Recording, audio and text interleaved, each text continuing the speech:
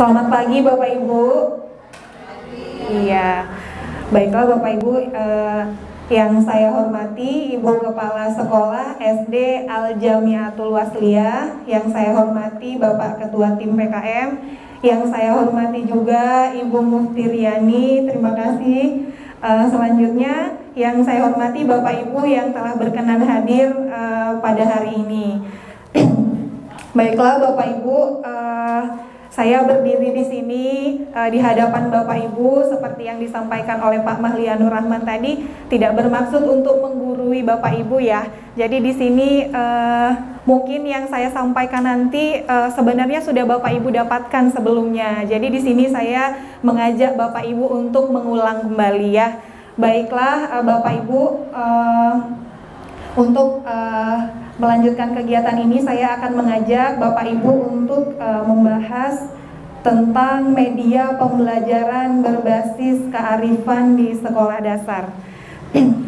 Nah baiklah Bapak Ibu, sebagai pendahuluan ya, seperti yang kita ketahui bersama bahwa komponen-komponen yang mendukung dalam proses pembelajaran itu diantaranya ada pendidik ya atau guru, kemudian ada peserta didik, ada kurikulum, kemudian ada media, model, dan juga evaluasi dalam pembelajaran. Nah jadi setiap poin-poin dalam komponen ini Bapak Ibu saling berhubungan, saling mendukung satu sama lain ya dalam mencapai keberhasilan baik pada proses maupun hasil belajar. Nah jadi berangkat dari ini tentunya kita sebagai seorang guru Bapak Ibu harus mempersiapkan dengan benar-benar, mempersiapkan dengan maksimal apa yang dibutuhkan dari pembelajaran tersebut begitu.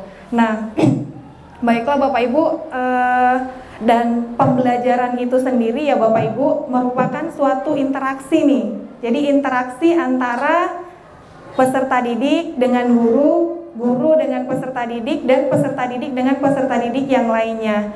Nah, jadi media pembelajaran ini di sini Bapak Ibu memiliki peranan yang penting begitu dalam kaitannya dengan interaksi antara guru dan peserta didik tadi.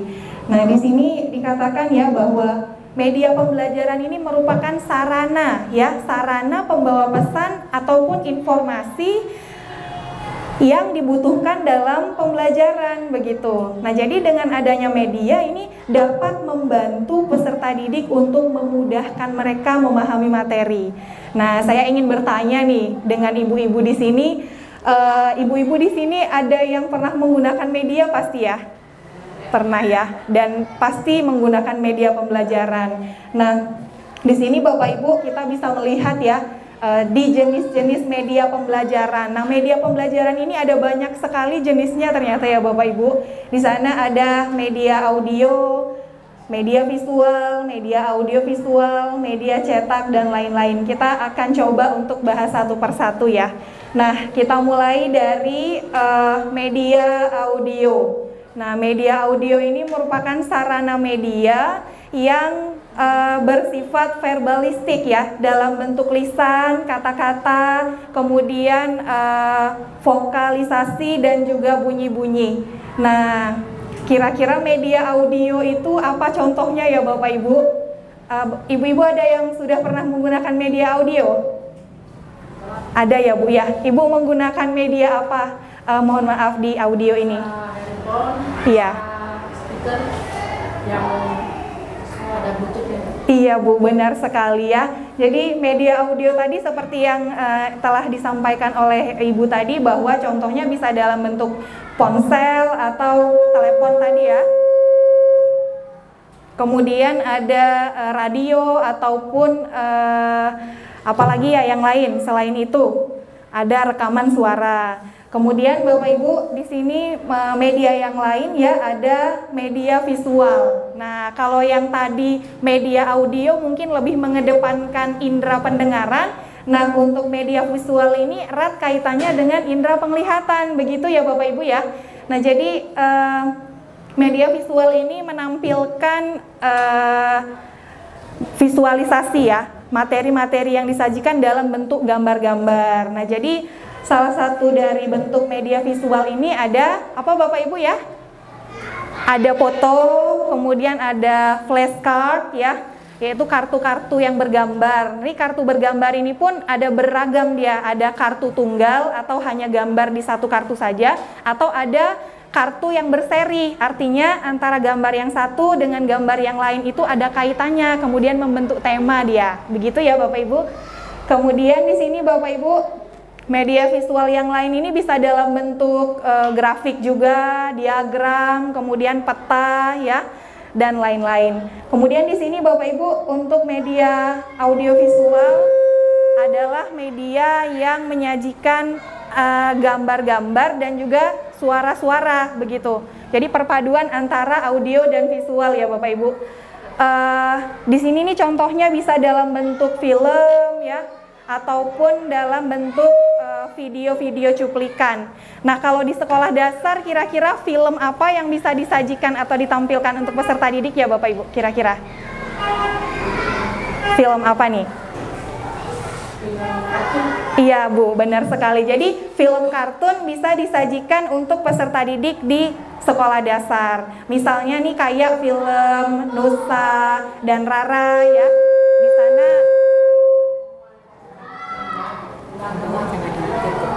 di sini ya. Oke. Makasih ya. Nah, misalnya nih kayak film Nusa dan Rara. Jadi di dalam film Nusa dan Rara itu kan banyak sekali mengandung pesan-pesan atau nilai-nilai. Atau kalau kita di sini kan temanya berbasis kearifan lokal ya. Kita bisa mengangkat film-film yang berbasis cerita-cerita rakyat, dongeng dan lain sebagainya. Kemudian di sini Bapak Ibu ada media cetak. Nah, ini biasanya media yang paling sering kita gunakan ya Bapak Ibu. Media cetak bisa dalam bentuk buku ajar. Kemudian apalagi Ibu-ibu? Iya, leaflet ya. Kemudian apalagi Bu?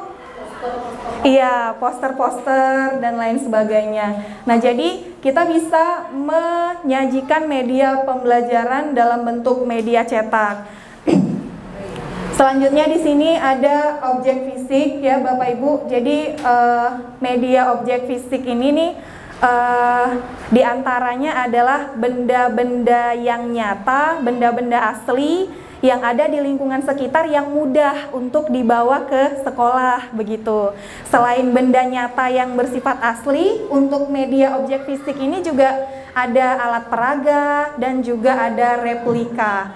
Nah, jadi objek fisik ini juga sering digunakan oleh guru-guru di dalam kelas untuk menyajikan media pembelajaran. Selanjutnya di sini Bapak Ibu ada media pembelajaran berbasis teknologi aplikasi ya.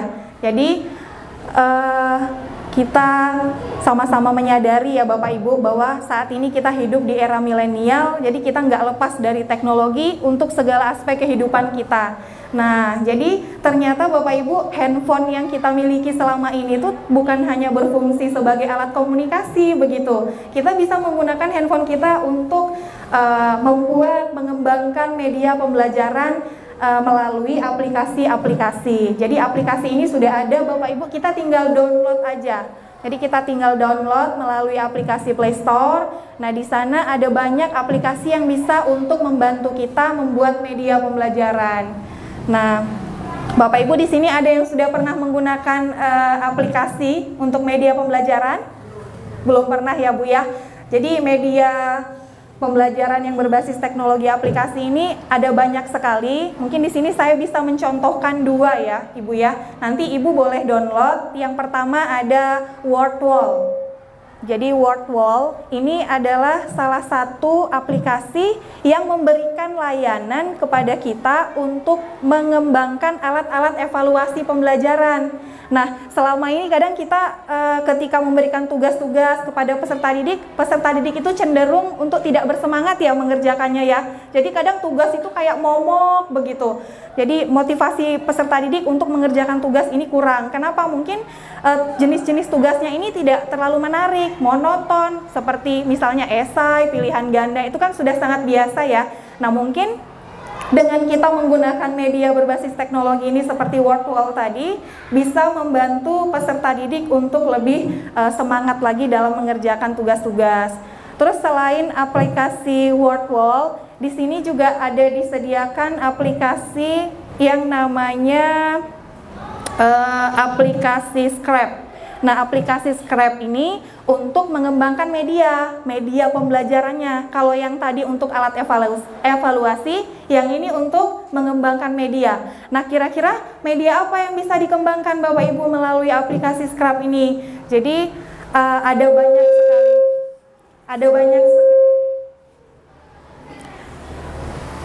Ada banyak sekali ya Bapak Ibu media pembelajaran yang bisa dikembangkan melalui Scrap ini. Di antaranya ada media video pembelajaran, kemudian ada media e-komik atau komik digital ya Bapak Ibu. Kemudian juga bisa mengembangkan media pembelajaran film animasi, begitu. Nanti ada template-templatenya banyak, jadi Bapak Ibu tinggal pilih template mana yang akan Ibu kembangkan, begitu. Yang Ibu sukai dan yang memungkinkan cocok untuk muatan materi yang akan dikembangkan, begitu. Nah, selanjutnya di sini yang terakhir Bapak Ibu ada manusia dan juga lingkungan. Nah, jadi ternyata diri kita ini juga sebenarnya media ya Ibu-ibu ya. Nah, bagaimana cara kita menggunakan diri kita sebagai media? Nah, mungkin kita bisa melihat salah satu contoh di sekolah dasar kan, di kelas 1 SD ada mengenal anggota tubuh ya. Mungkin kita bisa menggunakan anggota tubuh dari peserta didik sebagai contoh untuk mengenal anggota-anggota tubuh. Kemudian di sini selanjutnya lingkungan ya tadi. Jadi media pembelajaran yang terakhir tadi ada lingkungan. Nah, kalau biasanya kita belajar di dalam kelas, juga memungkinkan kita untuk membawa peserta didik kita kemana Bapak Ibu? Keluar kelas ya, keluar kelas. Ada nggak Bapak Ibu yang pernah membawa peserta didik belajar di luar kelas nih kira-kira? Bukan di lingkungan sekolah, tapi di luar sekolah begitu. Pernah Bapak Ibu? Ibu-ibu pernah?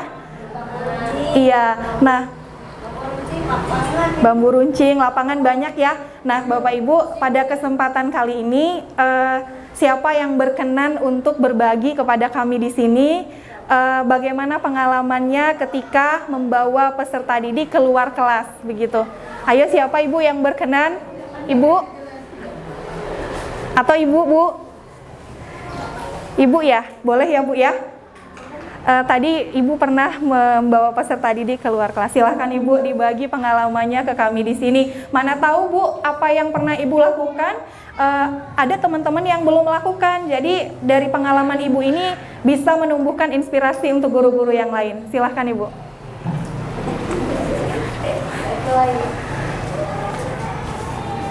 Assalamualaikum warahmatullahi wabarakatuh. Pas kemarin ceritanya kami berdua, saya dengan Bu Dewi, membawa anak-anak ke museum. Di situ begitu kami masuk, anak-anak masih seperti sangat kurang tahu tentang sejarah kita. Banyak hal-hal yang mereka tidak tahu, apa itu alat-alat yang di dalam bunker, seperti penjejak masa-masa peninggalan, mereka tidak tahu. Jadi kami membawa anak-anak. Di awalnya anak-anak seperti baru pertama kali lihat. Mereka masih belum kurang semangat ini. Karena apa? Karena seperti baru melihat. Tapi beberapa saat kemudian, setelah ada sekitar setengah jam, baru mereka semangat cari tahu lebih dalam lagi mengenai apa yang ada di dalam museum itu. Hanya itu yang bisa saya sampaikan. Yang intinya kita harus melakukan sesuatu yang baru yang belum pernah kita lakukan supaya anak-anak lebih semangat dalam belajar. Karena kalau belajar di dalam kelas aja, anak-anak seperti itu aja. Tapi kalau udah keluar, itu bakat yang sebelumnya pun kadang nggak ada, keluar sendiri dia. Karena apa? Karena oh gini ya, oh gitu ya. Tapi kalau di dalam kelas, alah, begitu aja. Tapi kalau udah keluar, apa yang dilihat, terbuka lah dia. Udah, hanya itu yang dapat saya sampaikan. Lebih dan kurang saya mohon maaf. Oke. Terima kasih Ibu. sudah berkenan untuk berbagi pengalaman dengan kami. Nah, mungkin tadi Ibu juga, Bu, ada pengalaman Ibu untuk membawa peserta didik ke Taman Bambu Runcing ya, Bu ya? Oke, silakan Ibu. Nggak apa-apa Ibu, supaya bisa didengar. Nggak apa-apa Ibu. Assalamualaikum warahmatullahi wabarakatuh.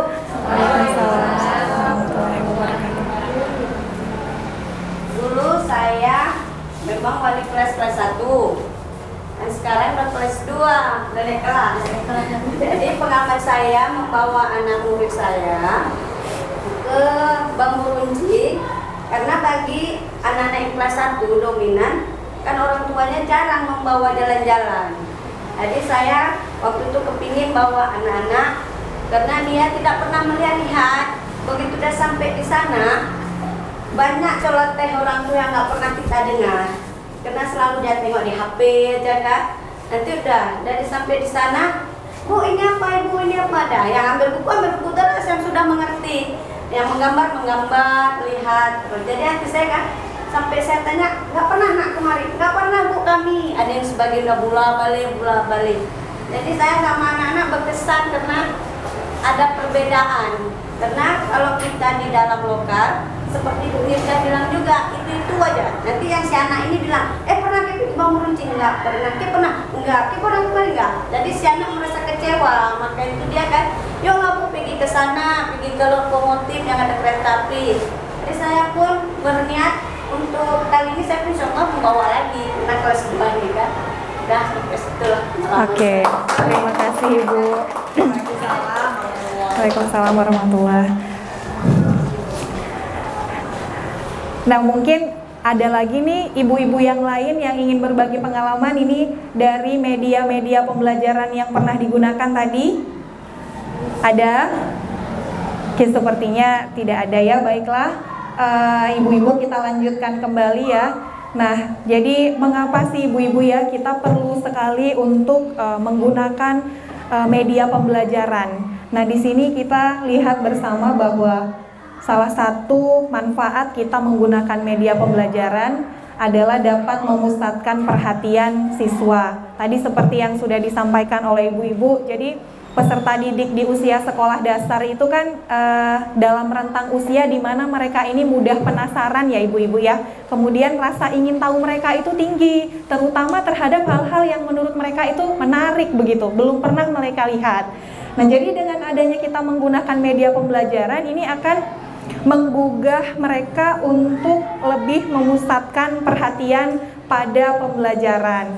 Nah, ketika peserta didik sudah memusatkan perhatian, tentu dia akan memperhatikan media yang kita bawa ya kan. Nah, pada saat peserta didik melihat media yang kita bawa ini, Bapak Ibu akan muncul banyak pertanyaan itu dalam pikiran mereka. Apa ya itu? Nah, kenapa ya bisa begitu? Nah, begitu ya. Jadi dengan pertanyaan-pertanyaan banyak yang muncul di pikiran mereka, ini tentu akan menggugah semangat dan juga motivasi mereka untuk mengikuti pembelajaran. Mengapa? Karena mereka perlu untuk mendapatkan jawaban atas apa yang ditanyakan di dalam pikirannya maupun yang disampaikannya langsung, begitu ya. Kemudian di sini Bapak Ibu ada pembelajaran bersifat konkret dan bermakna. Jadi ketika peserta didik sudah berinteraksi langsung dengan apa yang dipelajarinya, jadi ada produktivitas di sana, tentu mereka akan mendapatkan pengalaman-pengalaman baru. Nah, pengalaman-pengalaman baru ini tentu akan membawa makna bagi peserta didik ya.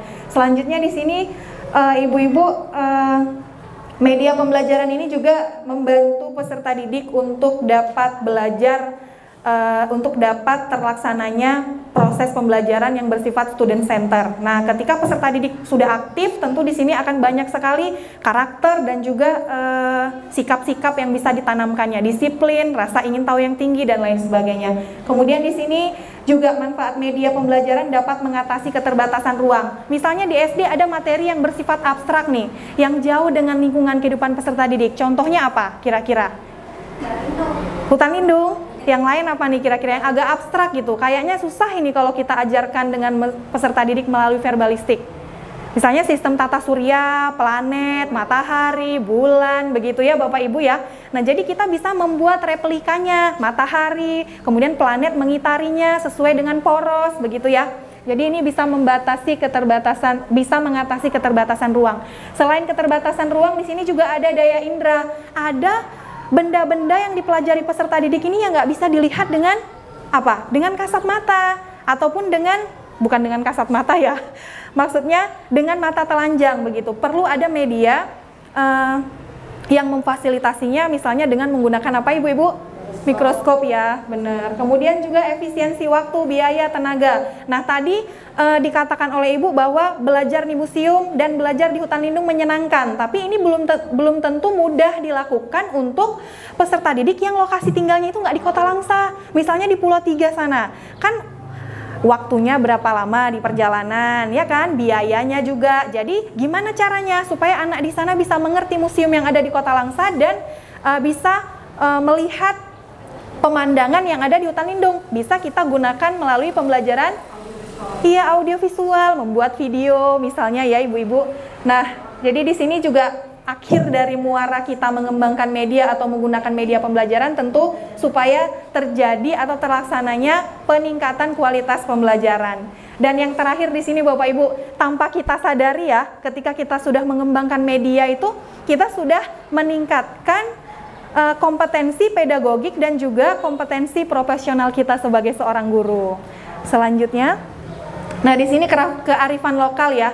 Kalau untuk materi kearifan lokal ini nanti akan dijabarkan oleh Ibu Muftiriani ya. Beliau adalah pakar kearifan lokal. Nanti beliau yang akan menyampaikan secara mendalam kearifan lokal di Aceh ini apa saja begitu yang bisa diterapkan untuk peserta didik di sekolah dasar. Nah, kearifan lokal ini ya Bapak Ibu, sama-sama kita ketahui bahwa merupakan pandangan hidup, sistem pengetahuan, dan juga strategi yang melekat dalam sebuah masyarakat yang membentuk kebudayaan bersama-sama, begitu ya. Selanjutnya di sini bentuk-bentuk kebudayaannya di sini ya. Bentuk-bentuk wujud dari kearifan lokal ini Bapak Ibu ada yang berwujud nyata atau benda, bisa dilihat, bisa diraba, bisa dinikmati oleh indera kita. Ada yang kearifan lokal tidak bisa dilihat begitu atau tidak berwujud benda begitu ya. Nanti secara mendalam akan dijelaskan oleh Ibu Muftiriani. Selanjutnya, nah ini pentingnya pendidikan kearifan lokal. Jadi dengan kita belajar tentang kearifan lokal ini Bapak Ibu, jadi kita dapat membentuk melahirkan generasi yang kompeten dan bermartabat. Nah, kita bisa melihat sejarah panjang masyarakat Aceh ya Bapak Ibu, bahwa banyak sekali pahlawan-pahlawan yang memiliki karakter, yang memiliki kepribadian, dan juga memiliki sikap-sikap nilai-nilai kebangsaan. Begitu berwibawanya para petua kita dulu ya, sehingga Aceh ini dinobatkan sebagai wilayah yang paling lama ditaklukkan. Yang terakhir ditaklukkan di Indonesia itu adalah Provinsi Aceh kita ini gitu, dulu kerajaan Aceh ya. Jadi ada pahlawan-pahlawan kita yang sangat luar biasa. Jadi dengan menganut atau mengambil nilai-nilai yang dimiliki oleh tokoh-tokoh kita pada masa dulu, tentu kita bisa merefleksikannya itu kepada peserta didik, membentuk mereka untuk menjadi generasi yang kompeten dan bermartabat. Selanjutnya di sini merefleksikan nilai-nilai budaya. Nah, jadi banyak sekali nilai-nilai budaya itu yang bisa diterapkan kepada peserta didik Bapak Ibu. Nah, pasti Bapak Ibu tentu banyak yang penasaran, ada juga yang udah tahu ya. Nanti akan dijabarkan secara lebih mendalam oleh Bu Muftiriani ya. Nah, di sini juga bisa membentuk karakter bangsa dan melestarikan budaya bangsa.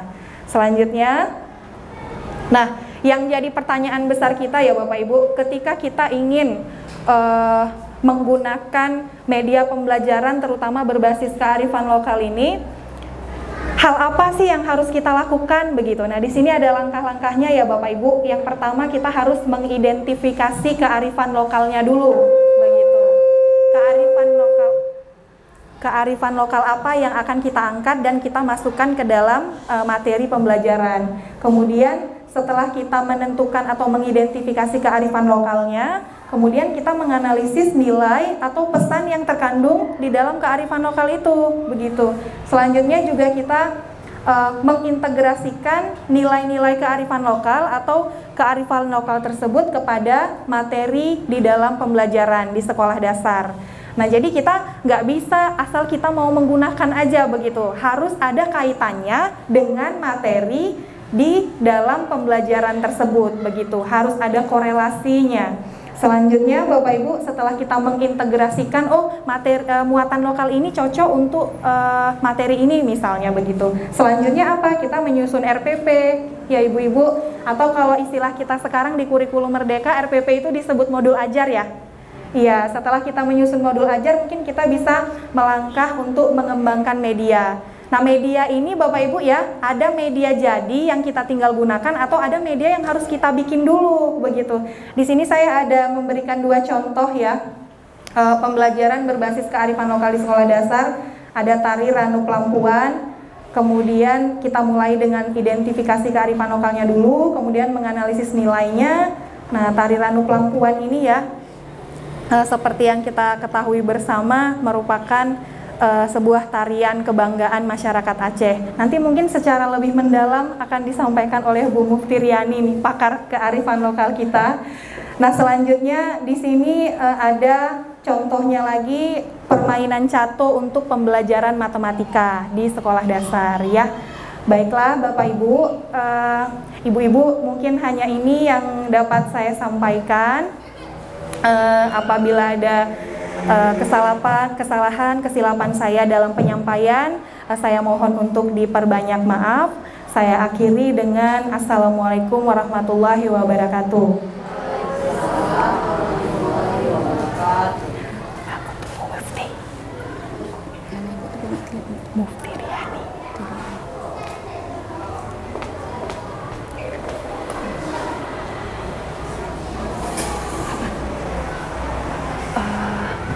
Langsung Kak Muftiryani aja ya, waktunya terbatas kan.